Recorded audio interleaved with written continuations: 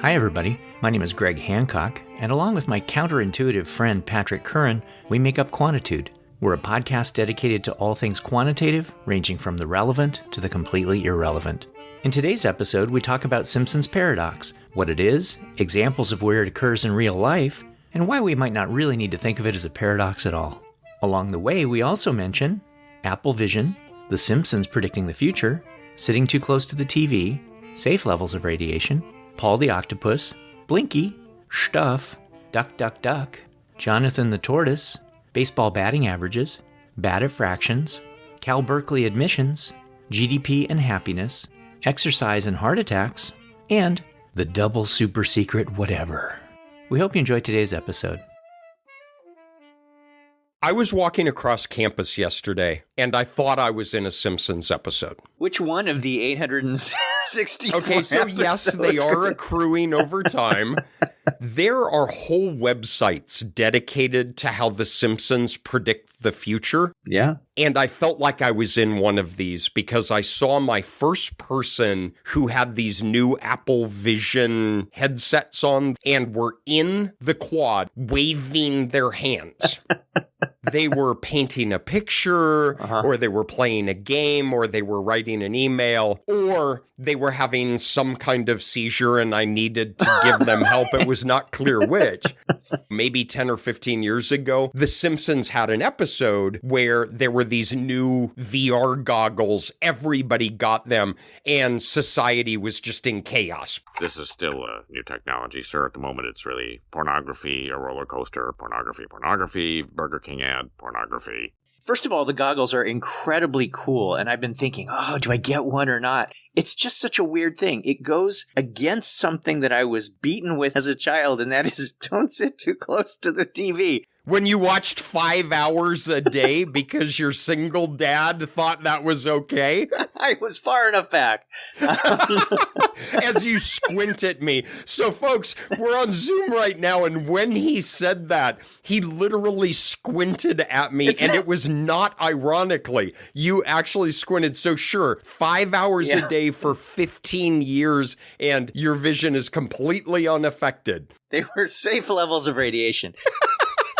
You are so right about The Simpsons. How many things occurred. It's like that octopus that can predict World Cup. I don't know. You know what I'm talking about?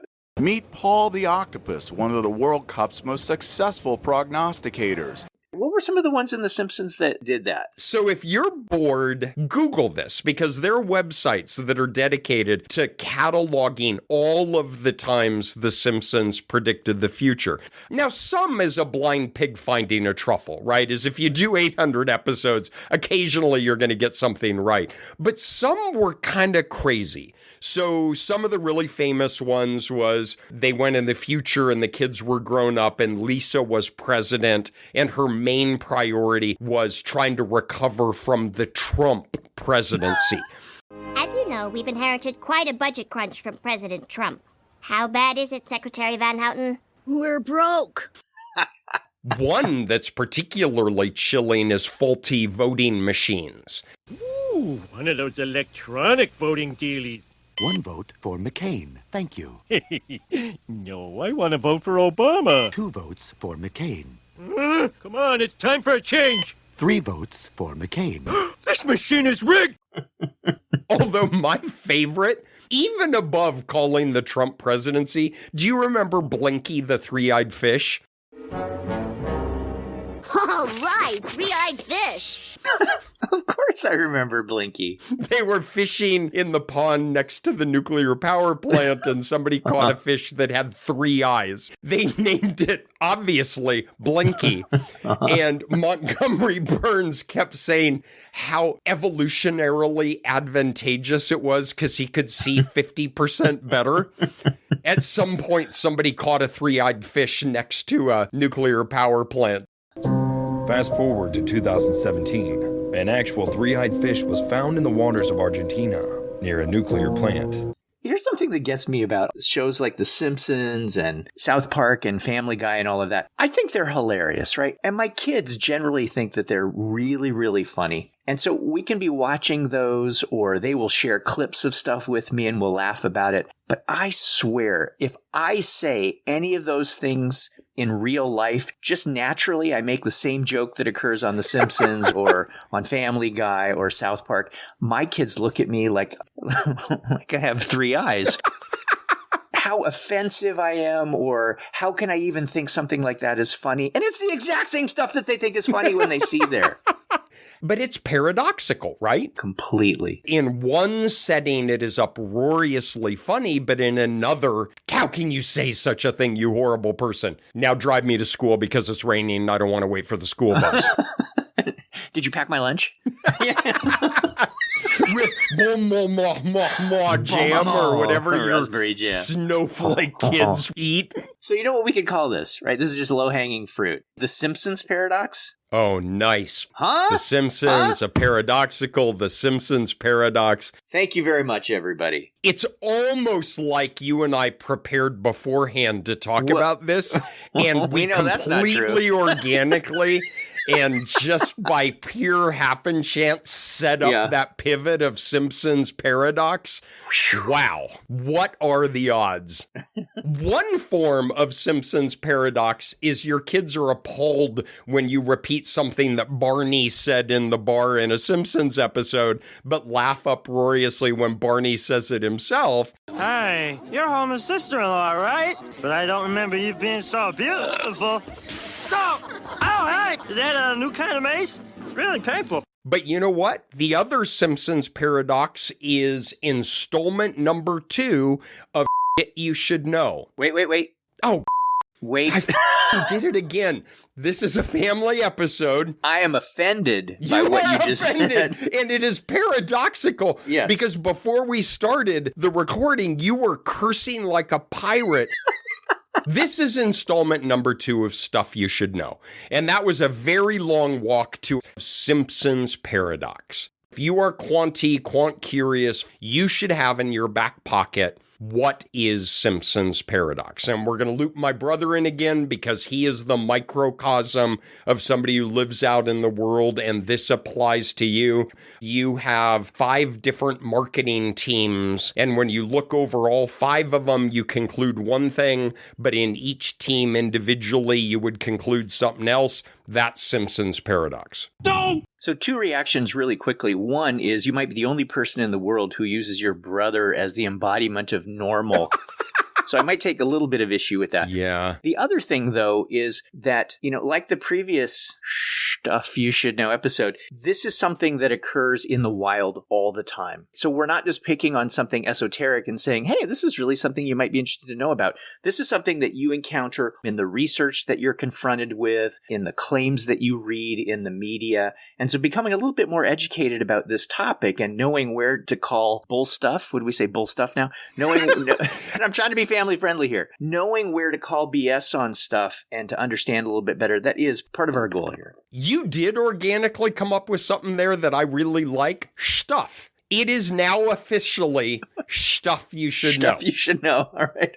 Greg is spot on. Simpsons paradox happens all the time. And a lot like regression to the mean, we reinvent this every 10 years. And you know whose fingerprints are on the original murder weapon is Pearson in 1899. Wow. So taking a walk down memory lane, people claim that the term Simpsons paradox was first used by a guy named Blythe in 1972. And he was referring to a paper Simpson wrote in 1951. Okay. Go to Simpsons 1951, and he invoked a guy named Kendall from 1945.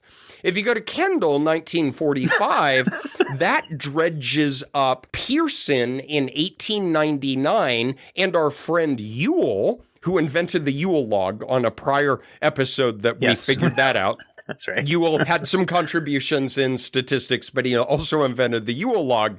If you're new to statistics, that's not true, but it should be 1903. Yeah. Right. So Simpson had nothing to do with this. Unlike the Hancock toxic masculinity scale that can unambiguously be attributed to you, this can go back to the turn of the prior century. Let's set up what we're talking about, and then we're going to get into some real ticket ones. This one is real, but it doesn't have direct implications unless you want a pet duck versus a duck for dinner. Which matters to the duck, by the way.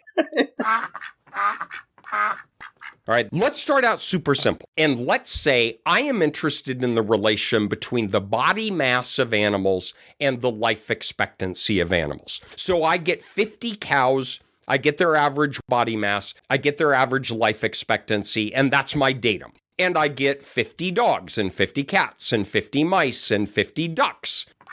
And I get 50 people. And I add up their weight, get the average, get their life expectancy, get the average. And what you find is a very strong positive relation. Mm-hmm. Animals with a larger body mass, on average, tend to outlive animals with a smaller body mass. Elephants live longer than cows, live longer than cats, live longer than mice. Now, notice there's an on average, because there's that idiotic tortoise that's like 180 years old, and he screws everything up. Meet Jonathan, the oldest land animal in the world. This tortoise is 190 years old. Yeah. All right. But on average. And you say, okay, great. You asked a question, you gave me an answer. But I got my 50 ducks. All right, I love ducks. I don't know why. I think it's more just saying the word ducks. Everybody with me. Duck, duck, duck, duck. It's a fun duck, duck, duck, duck, duck. Okay. And you know what? Is if I look at just the ducks, there's actually a very strong negative relation. That is, ducks with a larger body mass live less long, and ducks with a smaller body mass live longer. On average, ducks have a shorter life expectancy than cows, but within ducks, larger ducks have a shorter life expectancy than smaller ducks. That is why if you want a pet duck, you get a leaner duck. If you want a duck for dinner, you get a duck with a larger body mass. Because it's not going to live that much longer anyway. Picture in your mind's eye now this very simple question about what is the relation between body mass and life expectancy. Aggregating over the groups, it's strong and positive. Conditioning within groups, it's strong and negative. So what is the relation? Is it positive or is it negative? And the answer is yes. No! So here's the paradox, right? I've got these two ways of thinking about things. If we ask the question, does having a higher body mass index mean you are going to live less long? I've got these two competing ways of thinking about things. And these kinds of things occur all the time in data, not just with ducks and animals, but with all kinds of things that we encounter in day-to-day life, in research. It's all over. And big ticket stuff. There have been examples of things about racial differences, about sex differences, about socioeconomic differences, where conclusions have been strongly drawn at the aggregate level that do not apply to any of the individuals when you consider group membership. So give me an example. I need to refill my coffee. Entertain me. Well, if it's entertainment that you're going for without any grand social implications, then the classic example has to do with two baseball players. Now we're talking. It does have to do with baseball. Baseball has marked the time. It reminds us of all that once was good. Back in the 90s, if we were looking at two very, very popular baseball players, David Justice, who, if I remember, was the Atlanta Braves. Does that sound right? Yep. And then Derek Jeter. I've heard of Derek Jeter. What's that little team in New York that he played for? Boo! Not booing Jeter, booing the Yankees. And the Cubs beat the Yanks in New York, the first win they've ever had in this ballpark. If I look at how each of them performed in 1995 and 1996, you can even carry it into 1997, what happens every year is that David Justice has a higher batting average in 95, he has a higher batting average in 96, he even has a higher batting average in 97. And so I am tempted to say, well, obviously, David Justice is the better baseball player. However, if we aggregate it across all of those years, who's going to be the better batter? Your intuition says, well, obviously, if Justice was the better batter in 95 and 96 and 97, it's David Justice. It's not. It's Derek Jeter. If we aggregate across all of those years, Derek Jeter actually comes out to have a higher batting average. Oh! And so we could ask the question, who is the better baseball player? That's the paradox. You can think about them in terms of counts and frequencies. So people who aren't familiar with baseball, what a batting average is actually very easy to calculate. Of the number of times you go to the plate to bat, what proportion of those do you safely hit and get on base? It is a batting average, and it literally is. If you have a batting average of 0.25, it means that throughout the season of your total plate appearances, 25% of the time you safely hit. What I like about this is it really does highlight the source of Simpson's paradox, which are these differential counts of in the numerator and in the denominator. Okay, and what I mean by that is if you look at those David Justice and Derek Jeter batting averages, when you look at plate appearances,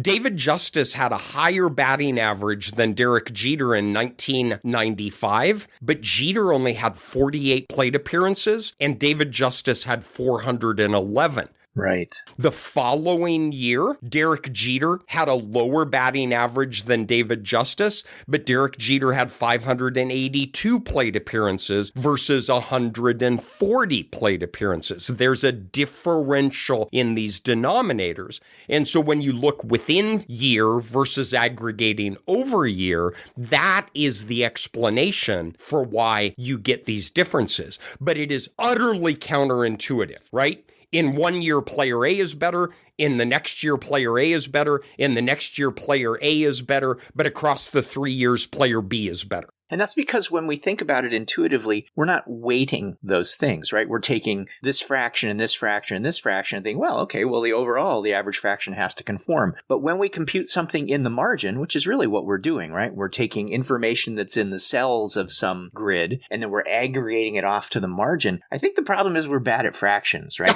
And I mean, just that's what it is. Simpson's paradox, you're bad at fractions. Thank you very much, everybody.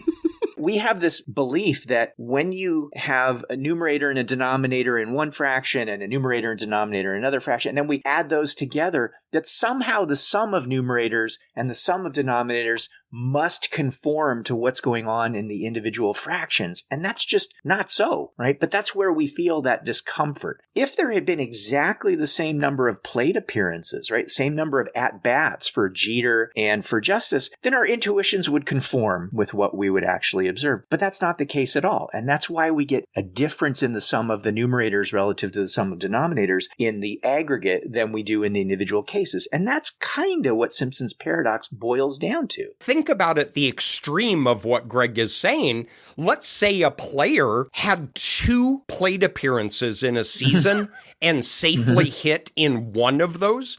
They would be the greatest baseball player who have ever played the game because they would have a batting average of 500 because it was 1/2. Putting some meat on the bones of what Greg just said, should we treat that 0.5 as equivalent estimate of the 0.3 for somebody who had 800 plate appearances? To reflect that, in the rules of Major League Baseball, every year they give what's called a batting title. Who is the best batter in the American League and who is the best batter in the National League? There is a written rule that to qualify for the batting title, you have to have a minimum of 502 plate appearances. If you have fewer than that, you can't be considered for the batting title. I want to ask you a very practical question before we go to another example. Who then in your mind is the better batter? Is it the better batter in terms of the aggregate for this example, or is it the better batter if we slice it by year? And this gets at the heart of Simpson's paradox. It depends which question you're asking. If you're looking for the batting title for 2023, it is within the year. Who in that season was the best batter?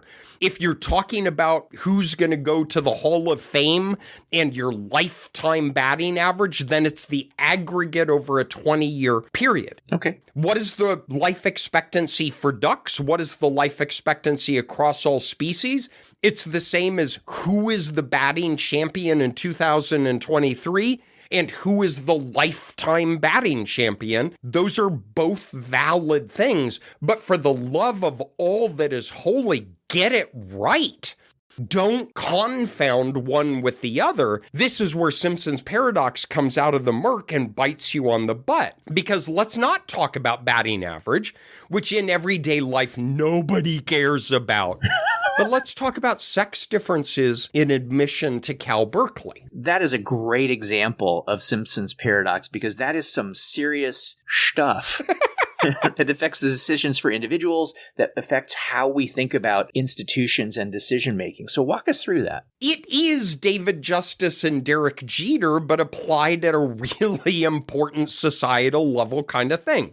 1973, of all the applicants who submitted for admission into Cal Berkeley, they admitted 41%.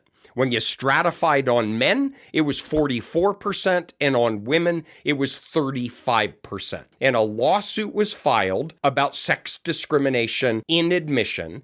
And it's true, unambiguously, there is a sex difference in the probability that you would get admitted to Cal Berkeley. Entire papers have been written on this if you're interested. When you stratified on department, all right, so this is the equivalent of saying the overall batting average for two players versus looking at the batting average within each year. When you stratified on department in the university, the vast majority, not entirety, but the vast majority actually favored women in admissions. No! Why? It's what Greg said about the weighting. Those proportions are not weighted in the aggregate, and what women tended to do was apply to more competitive departments that had lower admission rates within each department. When you aggregate over them, men had the clear advantage. When you condition on department, the vast majority of the time, women had the advantage. We have to ask ourselves, what's the right thing? In the case of the baseball example, it came down to, well, what do you mean by better? Do you mean better by season, or do you mean better by career or some particular time window? This is about bias. In that particular example, all of the admission decisions were actually made at the department level. So if you look at it in aggregate and you go, oh, Berkeley admits more men than women, we have a problem here. That might not be the right level to be looking at it, right? If we go into the departments and we go, well, wait, this department admits proportionally more of the female applicants, this one does, this one does, this one does, then the question is, do we have a bias problem here? When we talked about regression to the mean, we talked about that as a statistical artifact that has to happen under many circumstances. This is a paradox in that it really reflects a misspecified model. We're not taking into account these conditioning on subgroups or whatever that might be. Bias is a good word. So examples are everywhere. And again, if you teach this or you want to bring it into your workplace, because this is big ticket stuff that happens all over. Just Google Simpson's paradox examples, and there are dozens of them. Real ones that you can identify. Between 1974 and 1978, the overall tax rate increased from 14.1 to 15.2, but it decreased in nearly every income category. So when you stratify income and category, tax rate went down. All right, imagine how the politicians handled that.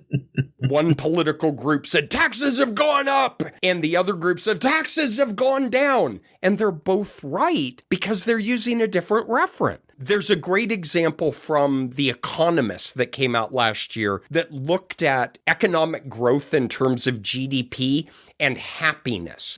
And it shows that looking across countries, the higher the GDP is, the more happy people tend to be. Within countries, the majority of that relation is negative. Pick out a country, and higher income is associated with less happiness. So what is the relation between GDP and happiness? Is it positive or negative? Yes, it is. But this can also happen within an individual. So consider, on average, people who exercise are less likely to have a heart attack, but you are more likely to have a heart attack when you're exercising.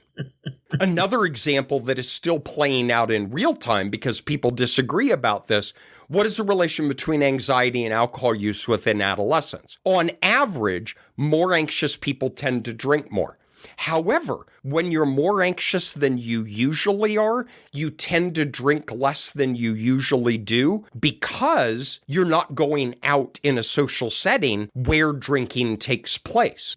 So is there a positive relation or is there a negative relation? Yes. This stuff happens all the time. And a lot of the time, it can be distilled down to some lurking variable, some third variable problem, or multiple such variables that we're just not explicitly taking into account. And we have to ask ourselves whether or not we should. If I told somebody something like, for kids who participate in Head Start, they tend to do worse when they get to kindergarten than kids who don't participate in Head Start. The quick interpretation of something like that is, I guess we shouldn't be putting kids into Head Start. But obviously, when you think about that, you say, well, who tends to go into Head Start? Those are kids who are from lower income, and kids who tend to not go into Head Start are kids from higher income. And you know that. And you would be very quick to say something like, well, really, to understand that relationship, we have to control for family income. Makes total sense because income, in part, has a bearing on the decision to participate in Head Start. And then both of those, in turn, have a bearing on success later academically, as in the next year in kindergarten. We know this. And yet, in the examples that we're talking about right now, we sometimes forget about that. Oh, for shtuff's sake. You're not going to invoke colliders, are you? No, I don't know if I'm invoking colliders or double super secret backdoor, whatever the heck it would be called. I don't know. A way to think about it, and this is not a foolproof way to think about it, but a way to think about it is whether or not the confounding variable or variables that are operating are things that temporally precede what's going on. Should we condition on those? And I use the word condition on because condition on, control for, those things really are sort of getting at the same thing.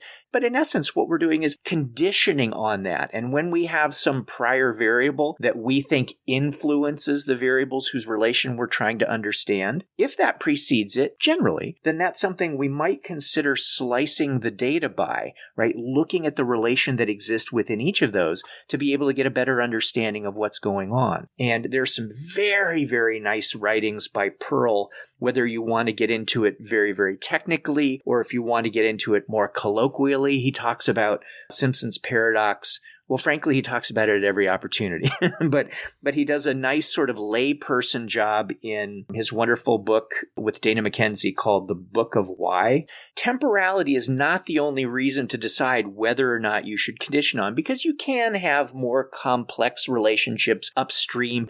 However, if the variable or variables that you think might be the things that are altering the nature of the relation are temporal precedents, then you might think about that as being something that you condition on if you can articulate the full causal model.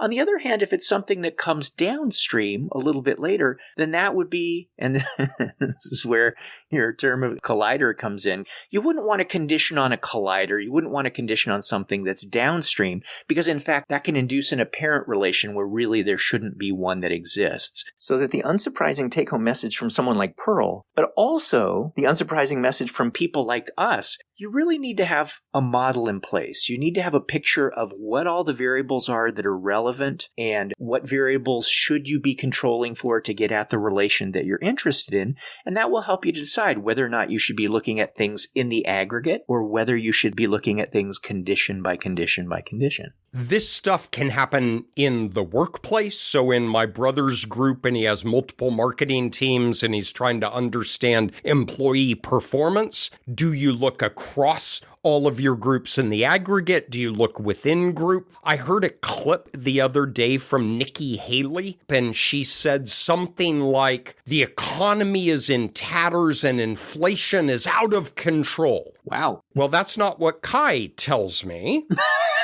Which is truth. Inflation? Check. The labor market? Check. Consumers? Check. The politics of this economy? Not today, Dad. Ask yourself like that in 1970s. Are taxes going up or are taxes going down? Well, it depends. How are you conditioning or aggregating the data? Being a knowledgeable consumer of information in the media is asking yourself the usual, where did the data come from? What is the sample? What is the measure? But now we'll throw a Yule log onto the fire that Yule invented in 1903 and say, well, is this the aggregate or is this conditioned on some important subgrouping? Right. The thing that drives me a little nuts is, one, unlike some things that we work with that are baked in artifacts that we have to deal with, this really is more of a misspecified model. If there is an important subgroup difference and you look at the aggregate, you are not fitting the proper model to capture that relation. The other is, this is something we seem to keep rediscovering every 5 or 10 years. When I was looking over some papers in preparation for this topic, that was totally ad-libbed after you did the Simpsons paradox, so I did not read papers last night. There was a really nice paper by a guy named Wegner in 1982. This is 42 years ago that he wrote this. He says, Simpson's paradox is not a contrived pedagogical example. Because this situation occurs at the level of a purely descriptive data analysis, it can easily bewilder the statistically naive observer. Classroom discussions of descriptive statistics should include examples of anomalies such as Simpson's paradox. And I really love that because, one, he's writing that 42 years ago that was 80 years after Pearson and Ewell first wrote about it. But the second one is, this is not a contrived pedagogical example. I love that. A lot of times we build things in to make a point and we say, but you probably won't encounter this in practice. You encounter this all the time. It is understandable, it's explicable, and we can weave this into our teaching to try to demystify it as people move forward in their own work. Exactly right. So in the spirit of the, what do we say, shtuff? Shtuff you should know. Shtuff you should know episodes. We want you to be armed with this kind of thinking where you are questioning the things that you read, the things that you consume, and asking yourself whether or not it makes sense to think about things in the aggregate or whether or not it makes sense to think about it in the particular conditions of interest. And we hope that we've got you thinking that way as you go back out into the world. So when you're in a job talk and somebody presents something that looks like Simpson's paradox, you can yell from the back, "Bull stuff!" Nobody likes you. Not a person. Not a person. Take care, everybody. I like you. Aw, that's bull stuff. All right, take care. See ya. Thank you so much for listening. You can subscribe to Quantitude on Apple, Spotify, Google, or wherever you get your off-the-hook spring break road trip playlists, and please leave us a review. You can also follow us on Twitter X. We are at QuantitudePod. And check out our webpage at quantitudepod.org for searchable archives, playlists, show notes, a syllabus that organizes episodes under class topics, and other cool stuff. Finally, you can make a futile effort at damage control after completely forgetting Valentine's Day with awesome Quantitude-themed merch at redbubble.com, where all proceeds from non-bootleg authorized products go to donors choose to support low-income schools. You have been listening to Quantitude. So paradoxical, we don't even need to include the word paradox. Quantitude has been brought to you by Daily Life Shtuff You Should Know. When your partner asks your opinion about two options of anything, do not say, "I don't care." Say, "I like them both equally well. Why don't you decide?" Remember that if you give a person a fish, you feed them for a day. If you teach a person to fish, you permanently lose your leverage. Never, ever yell at your students. Instead, lean in closely and whisper. It is much more terrifying. From a legal perspective, counting to 10 only makes it premeditated. And finally, it is as bad as you think, and they are out to get you. This is most definitely not NPR.